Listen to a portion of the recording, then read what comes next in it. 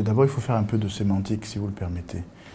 Il y a les procès-verbaux qui sont les additions des votes constatés bureau de vote par bureau de vote. Et il y a les rapports des commissions départementales qui centralisent les procès-verbaux et constituent un premier résultat, un résultat intermédiaire, avant qu'au niveau national, avec la Commission nationale de recensement général des votes, tous ces rapports soient consolidés. Donc aujourd'hui, il y a déjà une discussion en droit pour savoir est-ce que l'on doit discuter des rapports et de la façon dont ils ont été élaborés, ou discuter de la façon dont les procès-verbaux ont été rédigés. Sur la question des rapports, il y a un élément juridique qui est celui qui a servi à la décision du Conseil constitutionnel, qu'il n'y a pas de formule, de formulaire type de rapport. Donc, quelle que soit la façon dont ces rapports-là ont été rédigés, ils ne sont pas mauvais puisqu'il n'y a pas une bonne façon de les rédiger.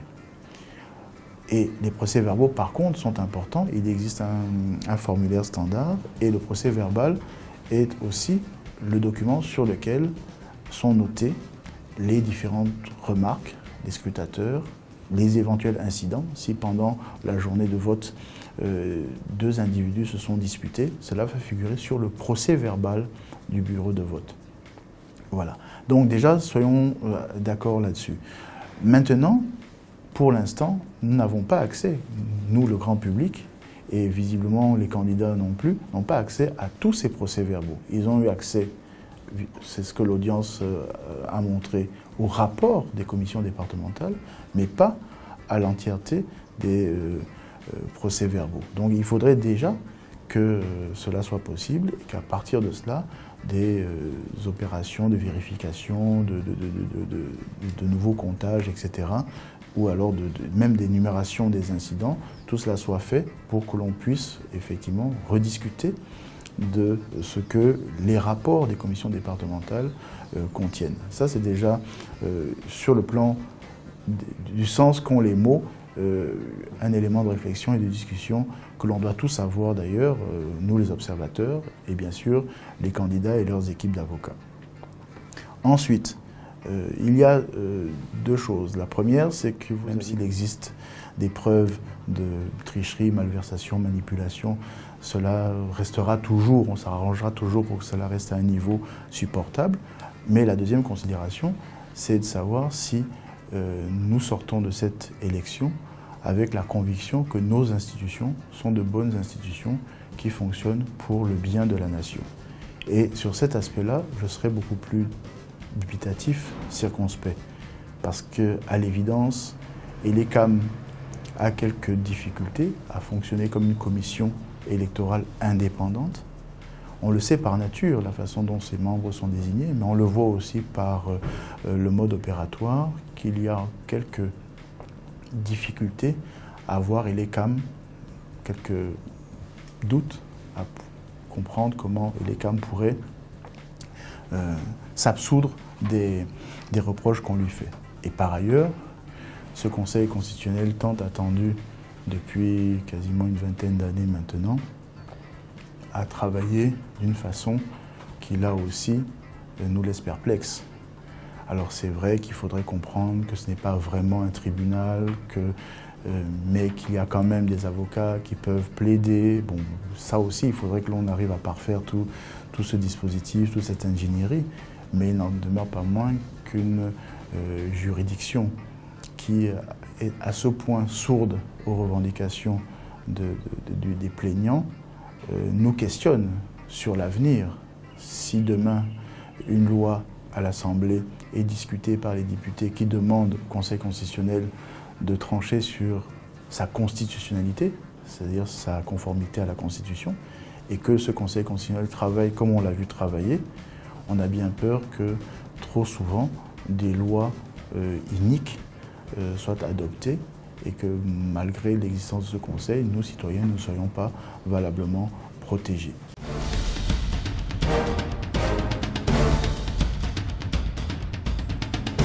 Premièrement, réponse globale. Il me semble que lorsque le SDF notamment défendait l'idée que la loi électorale étant mauvaise, il fallait en trouver une autre. Il n'y a pas beaucoup de Camerounais qui ont compris le sens de ce combat et qui ont suivi le SDF dans ce combat-là. On a même estimé à un moment donné que c'était que de la diversion et on a abandonné le SDF, on l'a laissé seul dans ce combat-là. Et aujourd'hui, heureusement, les uns et les autres se rendent compte que les lois, celles qui mettent en place les CAM et le code électoral en général, éventuellement même la Constitution sur le plan du fonctionnement du Conseil constitutionnel, nos lois ne sont pas bonnes en la matière.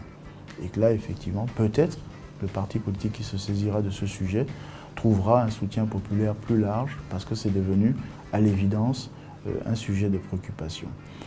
Maintenant, il faut bien tester une chose, qui est de voir comment le Conseil constitutionnel tranche le contentieux électoral, mais il faudrait aussi voir le Conseil constitutionnel dans sa mission ordinaire, qui est de veiller à la constitutionnalité des lois. Donc peut-être pour cette élection-là, et s'agissant de l'élection du président de la République, le Conseil constitutionnel a fait ce qui lui était demandé, c'est-à-dire ne pas desservir les intérêts de M. Biya, mais on peut voir et apprécier différemment ce que le Conseil constitutionnel fera très rapidement quand la session parlementaire va être ouverte et qu'il va falloir voter des lois, même si pour l'instant la seule qui est inscrite à l'agenda c'est la loi des finances, et voir si sur d'autres matières, pour d'autres sujets, le Conseil constitutionnel fonctionne de manière moins partisane, je dirais, qu'on l'a constaté. Donc, constatons des défaillances, mais ne jugeons pas définitivement les juges de la constitutionnalité. Ensuite de cela, évidemment, il y a un certain nombre de réformes à envisager. Je crois qu'une est déjà en marche, c'est de motiver l'implication des citoyens dans ce que l'on appelle la sécurisation des votes. Et on l'a vu beaucoup plus qu'auparavant, des électeurs attendant que l'on dépouille les votes, faisant des photographies, des PV, etc. Cela peut être normalisé et cela rendra un grand service à la démocratie si on le fait. Est-il nécessaire de légiférer en la matière?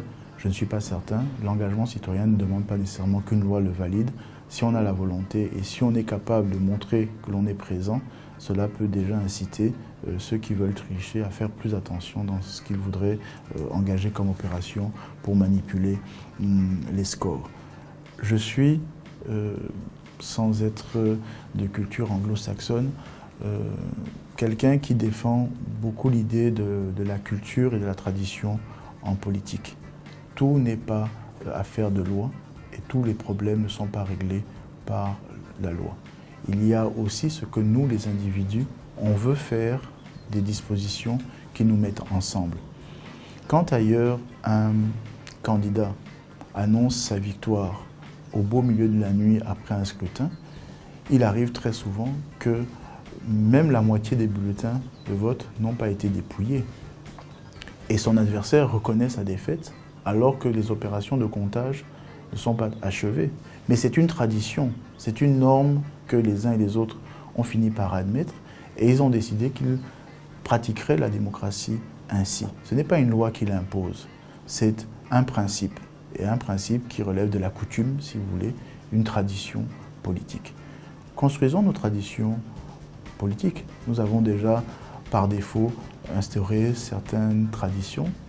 J'ai découvert un terme qui me semble très intéressant, sardinard, vous savez, donc la négociation du vote contre un bout de pain et une boîte de sardines. C'est une tradition. Ailleurs aussi, on achète les veaux, mais d'une manière différente. Donc on n'a pas à avoir des traditions négativement, comme celle-là par exemple. On peut en élaborer d'autres positivement, donc justement dans la façon de travailler ensemble, quelles que soient les oppositions politiques qui font de nous des adversaires dans deux camps qui s'affrontent.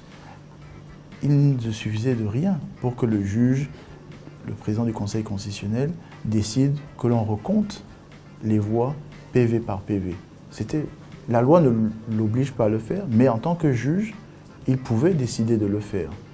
Il n'a pas eu cette audace-là, il n'a peut-être pas eu ce courage-là, mais rien ne dit que prochainement, lui ou un autre juge n'auront pas le courage de justement demander que ce qui n'est pas inscrit dans la loi soit tout de même fait pour que une situation soit réglée.